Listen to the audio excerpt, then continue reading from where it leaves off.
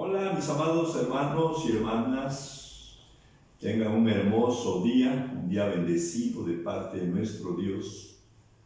Gracias a Dios por su misericordia, por guardarnos, ¿verdad?, en medio de toda esta pandemia que se ha atravesado. Vi por ahí de esos mensajes que mandan a los teléfonos y alguien decía por ahí, si estamos vivos, si estamos sanos, no es por el cubrebocas, no es por el gel, no es tanto por la sana distancia, sino la misericordia de Dios que nos ha guardado. Y estoy de acuerdo con ello, ¿verdad?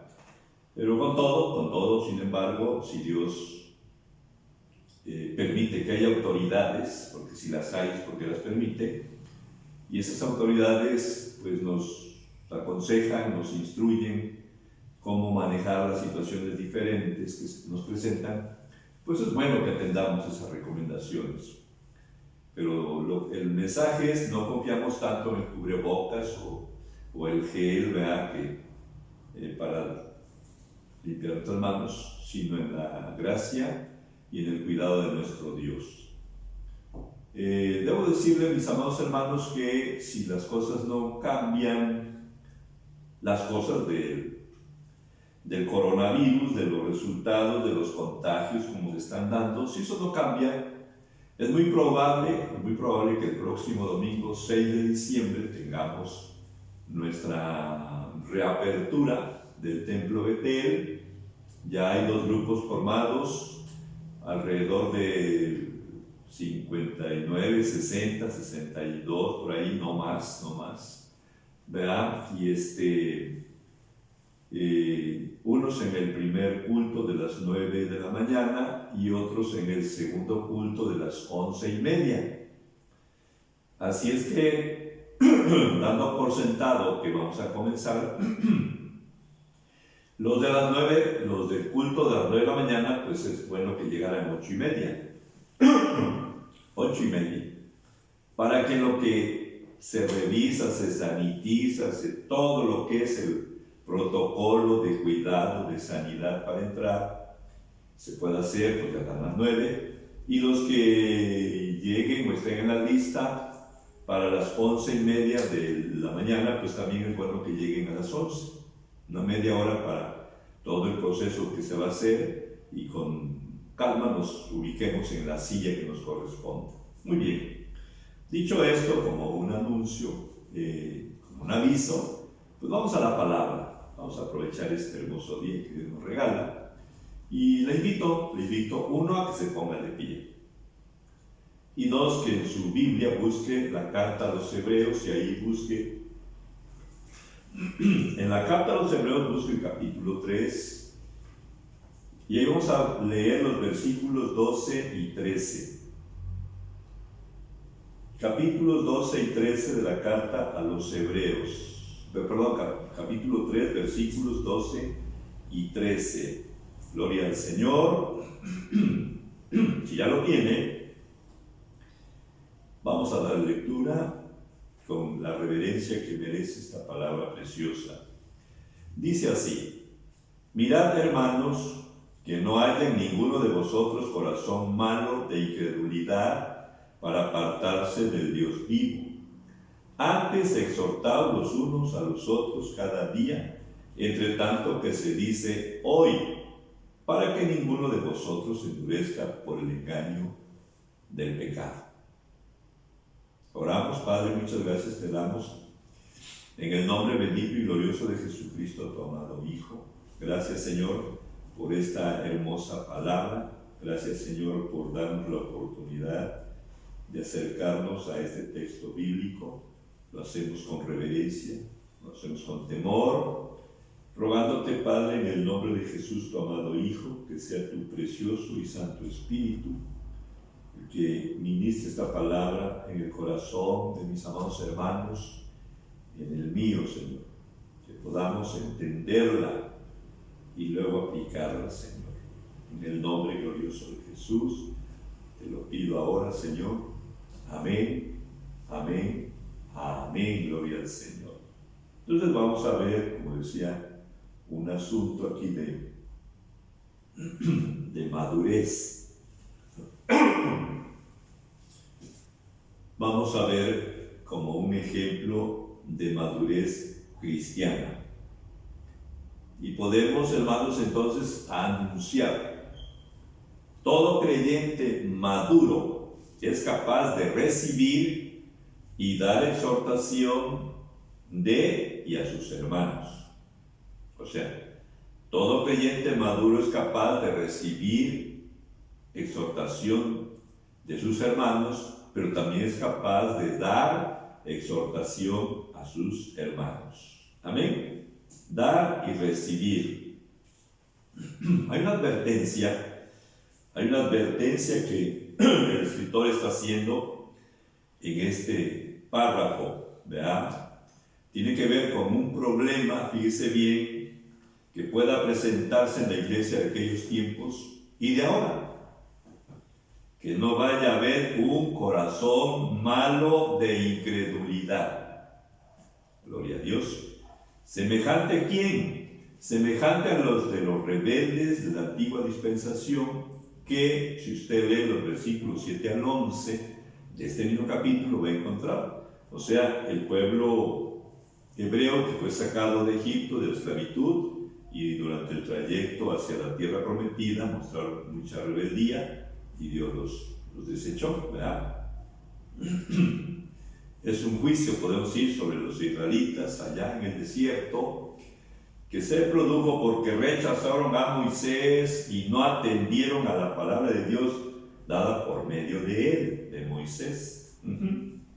Y esos todos, fíjense bien, rebeldes y mostrando infidelidad, alejados de fe en Dios, en el verdadero Dios, que exige obediencia, se perdieron de la bendición preciosa que Dios les había prometido para introducirlos a la tierra de Canaán.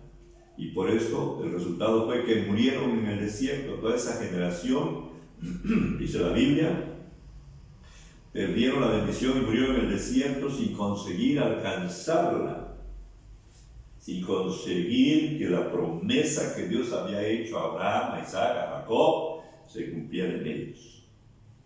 Y eso fue también resultado del famoso corazón malo de incredulidad.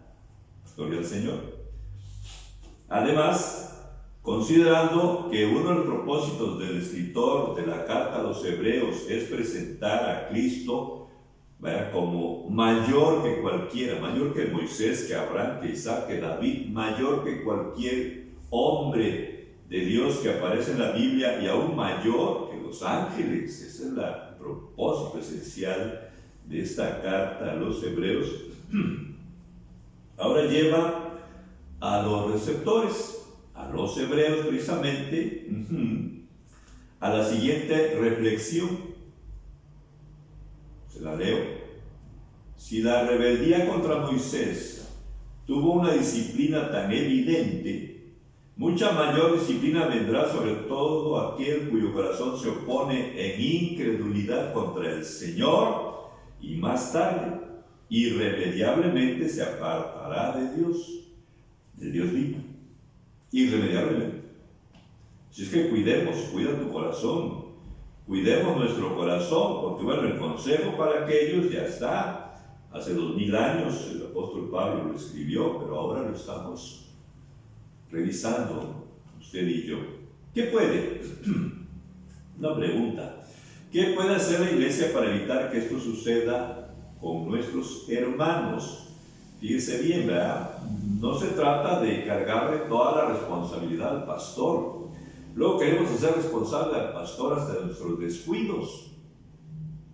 Y no, pues cada quien va a responder por su salvación, mi amado hermano y hermana. Veamos a la luz de la palabra. Yo quiero compartirle al menos 3 acciones que debemos ejercitar entre nosotros. Debemos. Usted también debe ejercitarlas. Yo también. Amén. Porque somos un cuerpo. Y la cabeza es Cristo. Como iglesia somos un cuerpo cuya cabeza es Cristo, cuyas órdenes, cuyas instrucciones vienen de Cristo. pero la mano obedece, la otra mano obedece, el oído oye y la boca habla y los ojos ven y los pies soportan y avanzan. Gloria al Señor. Dice el versículo 3, vamos a hablar de la primera de estas acciones. 3 acciones al menos yo quiero revisar con usted para ver si usted lo está haciendo y si yo lo estoy haciendo. Más que nada, versículo 13 dice: antes exhortaos los unos a los otros cada día, entre tanto que se dice hoy, para que ninguno de nosotros se endurezca por el engaño del pecado. Aguas, el pecado engaña, dice la palabra de Dios. Antes, hay una expresión, ¿verdad? Antes, dice la palabra. Y cabría preguntar, ¿antes de qué? ¿Antes de qué? Pues precisamente, dice el escritor, antes de que suceda lo que viene tratando. O sea, una forma, no la única, ¿verdad?, en que haya entre nosotros una acción especial que inmediatamente describe, con tal de que, con tal de que el creyente no llegue a tener un corazón duro e insensible a la palabra de Dios y sea arrastrado por el pecado a su perdición. Cuando el corazón se vuelve insensible, vea, la palabra que se usa ahí da la connotación como de la callosidad que se da en las manos. El hombre de campo, el hombre el albañil, el hombre de trabajo rudo con las manos, vea, si usted toca sus manos, tienen callitos aquí fuertes y pueden hacer movimientos y no les molesta. Yo agarro un machete y pongo a chapear mediodía y empiezan a brotarme unas ámpulas, decimos, ¿verdad? Y luego se las revienta uno y arde. ¿Por qué? Porque mi piel no está acostumbrado a eso, está muy sensible. Dice que no vaya a ser que el corazón se vuelva insensible. Amén. Antes, por eso dice: exhortaos los unos a los otros. Los hermanos, todos, gloria al Señor, han de tener una actitud positiva los unos hacia los otros. Esta actitud se convierte en una actividad de exhortación. Solemos reclamar, ¿verdad? Es muy común encontrar hermanos que reclaman. Todo aquel que reclama, se lo digo como una reflexión, todo aquel que reclama es porque no ha madurado. Porque no estamos para reclamar. Probablemente yo descuide una actitud, descuide una actividad, es probable. Yo soy igual que usted, soy un ser humano. Yo no le reclamo a usted nada, nada. Y al contrario, digo a Dios gracias por la vida de todos y cada uno de mis hermanos. Y en la mañana tenemos un tiempo de oración a las 5 de la mañana con algunos de Betel.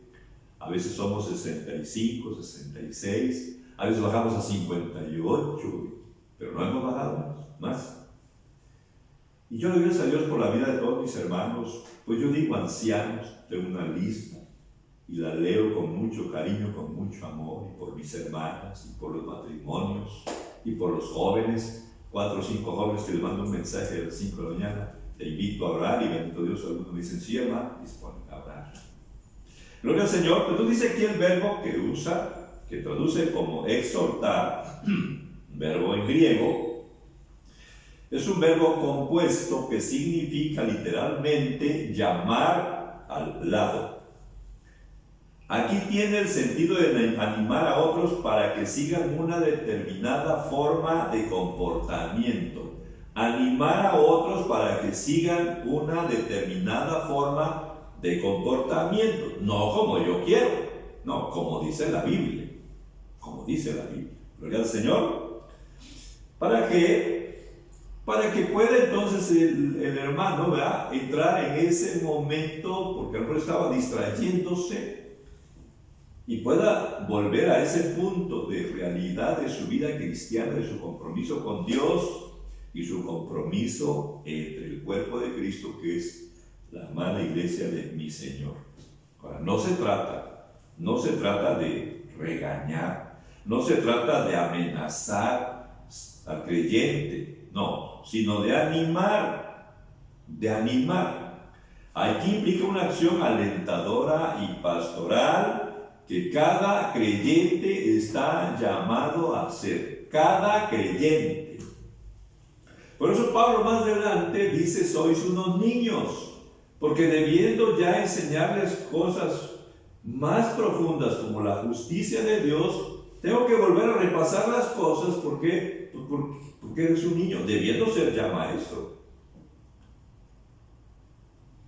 No sé cuántos años haga la carrera de maestro la persona, pero por lo menos son que, póngale el kinder, 2 de kinder, 6 de primaria 8, 3 de secundaria 11, 3 de prepa 14 y 3, 4, 18 años. O sea, a los 18, a los 20 años es un profesor y luego la experiencia diaria.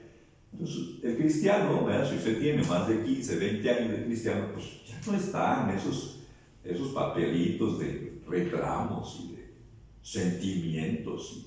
¿Qué será a un lado todo eso? Hay mucha necesidad, mi querido hermano y hermana. De veras, yo le doy gracias a Dios por la vida de mis hermanos, mis hermanas, que me están apoyando alrededor de esta pandemia, a su manera, de veras, gracias a Dios. Si no, yo ya hubiera corrido a lo mejor, ¿verdad?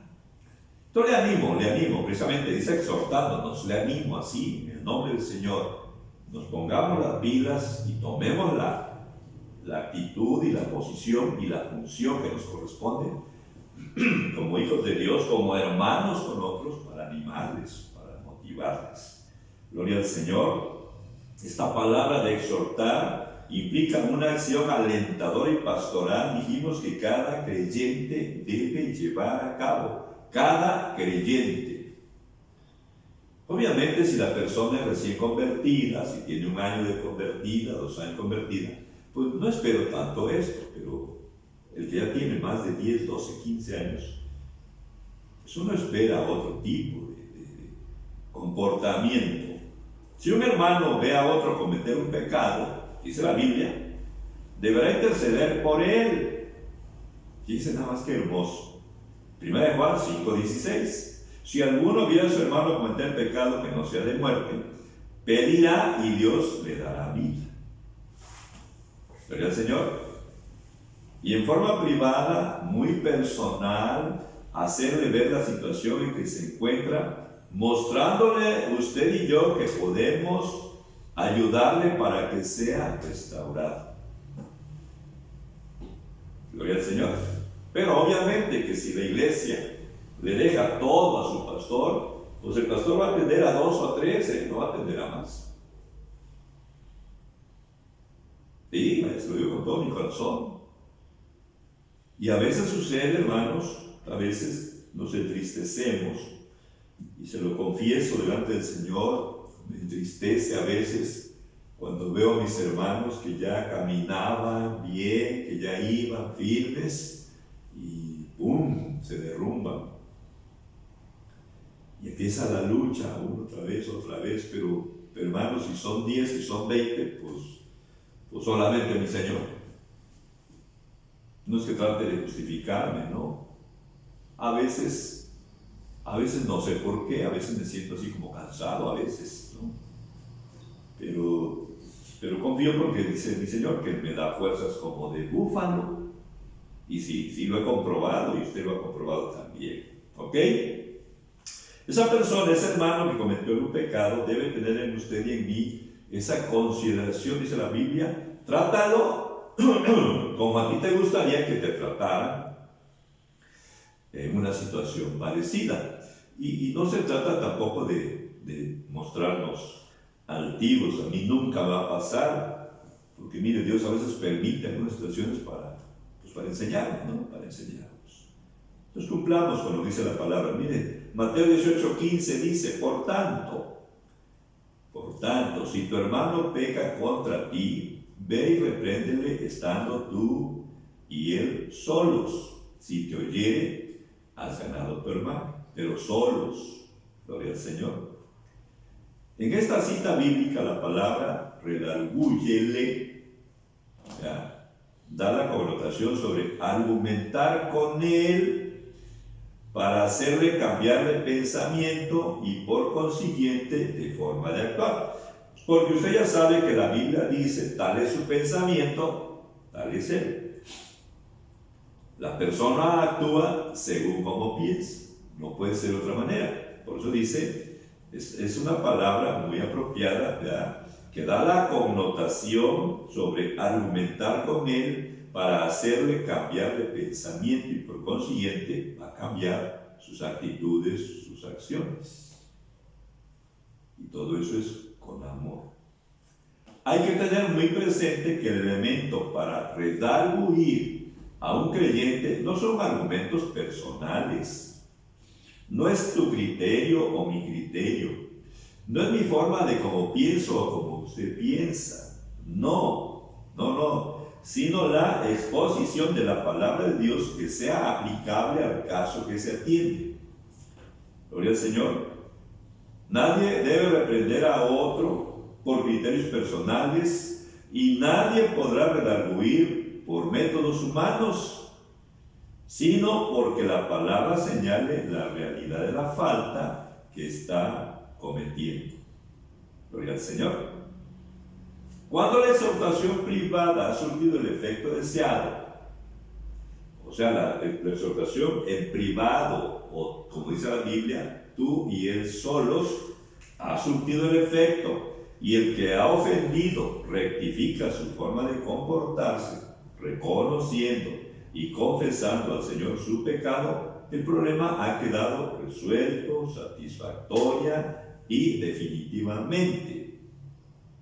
Debe haber discreción. Gloria al Señor. Otra forma de mostrar madurez, y pues estamos viendo exhortación, otra forma de mostrar madurez en la congregación es orar por los enfermos. Santiago 5, 14 y 15.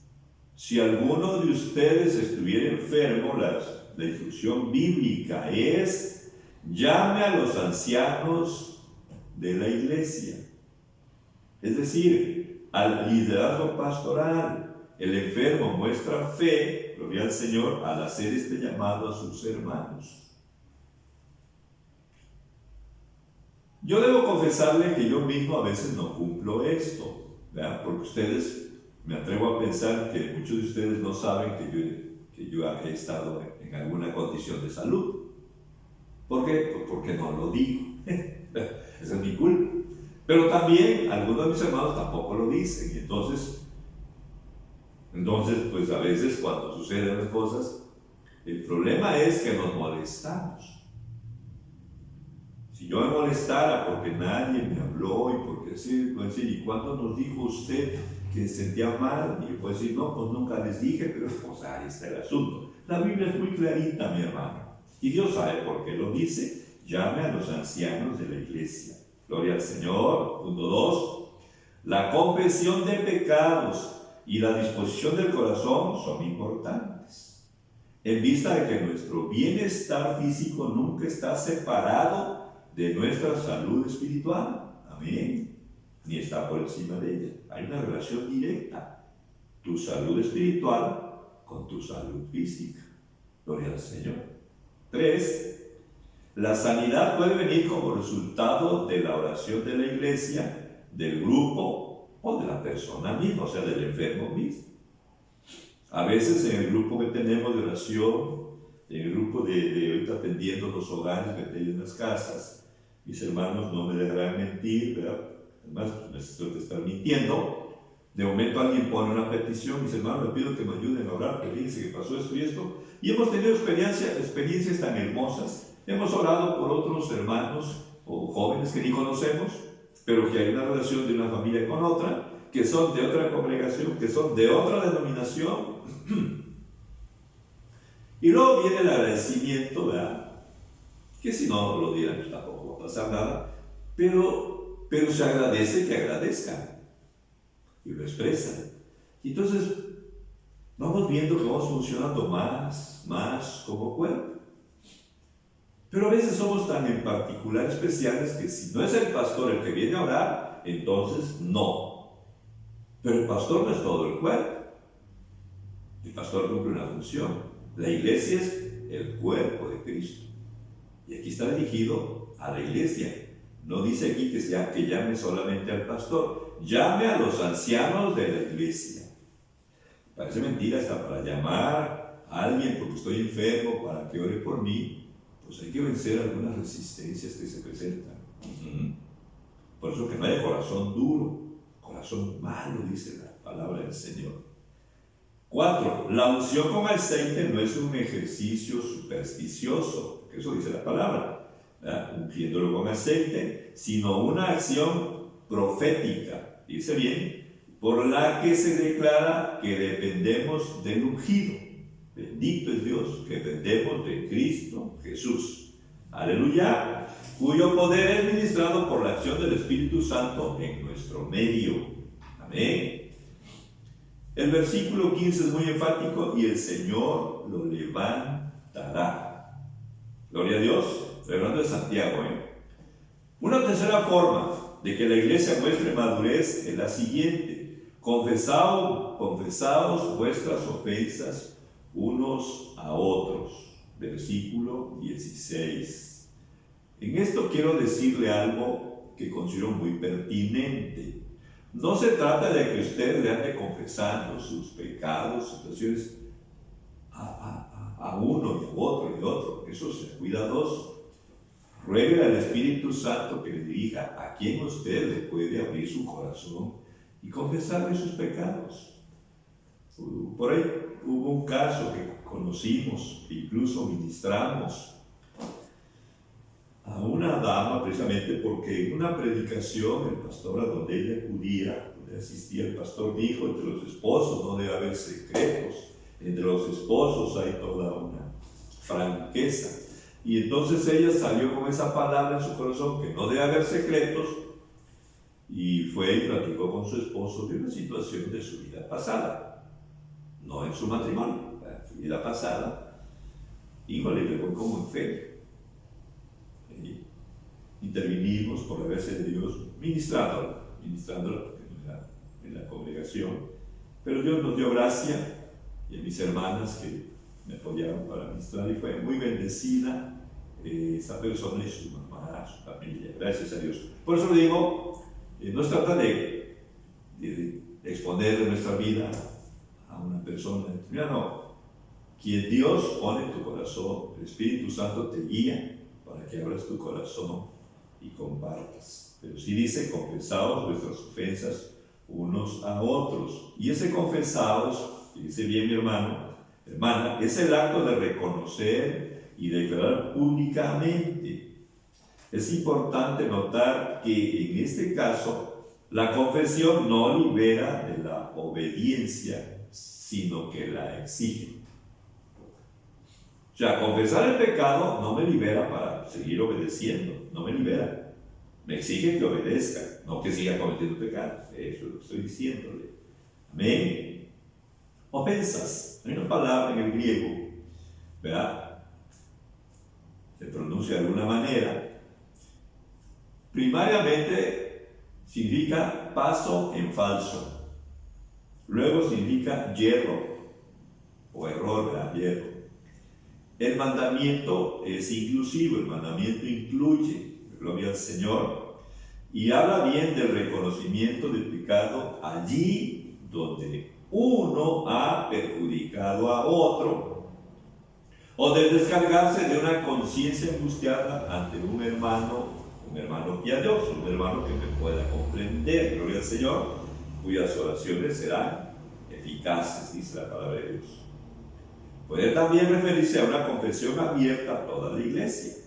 Sin embargo, no puede desprenderse de aquí ni de otra parte de la Escritura confesión particular o la confesión que se hace allá de manera con un sacerdote. No está refiriéndose a esto. ¿Okay? 3. La oración eficaz del justo. Vamos concluyendo. Son varios pasos. 3. La oración eficaz del justo. ¿En dónde esa palabra eficaz? Gloria al Señor, que logra hacer efectivo un propósito, que pone en acción, que trabaja. Todo esto cuando es ejercitada, cuando se realiza, cuando se lleva a cabo esa oración. Gloria al Señor. Entonces ponga mucha atención, mi querido hermano, mi querida hermana. Dice que la oración del justo es eficaz, es poderosa, da resultados, activa las cosas, etc.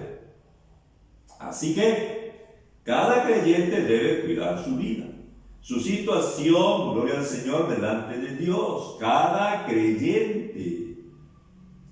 Esto debemos tomarlo como un compromiso, porque estamos hablando de madurez. Gloria al Señor. No solo es esperar a que nos den, a que nos den, a que nos den. La palabra es hermosa y dice que más bienaventurado es dar que recibir. No digo que no haya algún momento en nuestra vida en que necesitamos recibir una palabra de aliento, una palabra de ánimo, una exhortación. Que insisto, no es regaño, no es amenaza, no, nada que ver. Gloria al Señor. Cuidemos entonces nuestro corazón. Esto debemos tomarlo como un compromiso, dije, como una responsabilidad. Porque Dios nos llamó a una vida útil, gloria al Señor. Dios nos llamó a una vida útil, no a una vida de desperdicio, sino útil para su propósito. Entonces cabe la pregunta obligada, como digo luego yo, cuasi obligada la pregunta que tú tienes que hacerte ante el Espíritu Santo y decirle con toda sinceridad: Señor, muéstrame si mi vida es útil para el propósito de mi Dios. No para tu propósito, no, para el propósito de Dios. Por encima de mi propósito, por encima de mis sueños, por encima de mis aspiraciones está el propósito de Dios. Yo estoy absolutamente seguro y convencido, y lo acepto y lo declaro en el nombre de Jesús, que así es. Gloria al Señor. 4 dice, concluyo, 4, para que seáis sanados. Gloria al Señor. Esta palabra también en el griego puede ser voz activa, voz pasiva, voz media. ¿Verdad? La voz activa es que si Dios te dice algo, tú lo tienes que hacer. La voz pasiva es que tú lo recibes. Lo recibes. La voz media, precisamente es la que aplica aquí, denota un resultado físico o espiritual. En este caso, pueden ser ambos. La voz media es Dios interviene. O sea, ya el hermano, la hermana que estaba quebrantada en salud, ya llamó a los ancianos de la iglesia. Gloria al Señor. Lo hizo. Amén. Y ya fueron a orar por él, y ya cogieron con aceite, y ahora estamos en esta etapa, dice, confesados nuestras ofensas unos a otros. Gloria al Señor. No dice para que te perdone la persona, a menos que lo hayas ofendido a él, ¿verdad? Alguien me dijo: hermano, yo quiero pedir perdón. ¿Y por qué? Porque yo he hablado mal de usted. Me quedé así, ¿vale? Pues no. Bueno, pues si usted dice así, pues hablaba serie, yo la perdono. Bendito Dios, ¿verdad? Yo sé que ella se quedó tranquila, de eso se trata. Lo decía porque me había ofendido a mí. Pero a veces algo que la persona está haciendo, una actitud equivocada, que a veces no se da cuenta exactamente, pero que usted sí lo está viendo, y entonces, oye, por eso es como llamar al lado. Oye, ven, para no decírselo ahí en el grupo, ¿verdad? La exhortación, oye, ven, y viene aquí a mi lado, y aquí le digo: oye, ten cuidado, porque lo que estamos haciendo así, merito le pegas con esa tabla o con ese elemento, le pegas a la hermana fulana. No me digas: sí, no te diste cuenta, no lo hiciste con intención, pero ten cuidado. Esa es la parte. Gloria al Señor. Entonces dice, lo que nos toca hacer a nosotros, por eso es voz media, porque sí, Dios va a hacer lo más complicado. Él va a sanar a la persona, sanar su corazón, darle paz y tranquilidad. Nosotros hacemos lo que dice la palabra del Señor. La oración del justo puede mucho, es eficaz, lo del Señor, para que seáis sanados. Entonces revisemos, mi hermano, te invito para concluir, revisemos si nosotros estamos en una posición de utilidad para el reino de Dios. Así es sencillo, hermano. Si nosotros, si tú y yo, estamos en una actitud, en una acción de utilidad para Dios. Yo le pregunto al Señor, Señor, me da miedo que yo te sea útil. Y yo no le soy útil al Señor porque soy muy capaz, sino yo le soy útil al Señor si me sujeto a su palabra, si le obedezco. Dos acciones muy sencillas, hermano. La Biblia no es para que usted, fíjese bien, es decir, no es que usted entienda la Biblia. No digo que no la lea, no estoy diciendo que no la lea. Léala, estúdiela, analícela. No se trata de que usted entienda la Biblia, sino que usted entienda a Jesús. Que yo entienda a Jesús porque es de lo que habla. Gloria al Señor. Entonces, le repito, un examen ante el Espíritu Santo. Porque uno puede, si usted me pregunta a mí, pues yo le digo, no, usted anda bien, no se preocupe, ahí la lleva. Pero igual mi corazón se reduce y no es capaz de decir, o igual le digo y le marco 20 cosas. Y le hago sentir peor y no le ayudo. El Espíritu Santo es hermoso. Nos confronta, nos plantea las cosas, pero además nos ayuda. Además nos ayuda si se lo pedimos. Dios bendice su vida, mi querido hermano, mi querida hermana. Le doy gracias por este tiempo, por su atención cuidadosa y, como dije, dos cosas esenciales: escuchar la palabra de Dios, comprenderla y obedecerla. Nada más. Nada más. Dios le bendice. Damos gracias a nuestro Dios. Padre, muchas gracias te damos nuevamente por tu preciosa palabra, muy bien explicada por el escritor de la carta a los Hebreos. Yo solamente la voy a ir transcribiendo, Señor, pero es tu precioso Espíritu Santo el que está mostrándola, enseñándola, bendito Dios, incorporándola a la vida, al conocimiento de mis hermanos y al mío. Y también es tu Santo y poderoso Espíritu quien nos lleva a una decisión para obedecerla, para aplicarla en nuestra vida. Guarda, Señor, te ruego, a cada uno de mis amados hermanos y hermanas, en el nombre glorioso, bendito y poderoso de Jesús, te lo pido, Señor. Amén, amén, amén.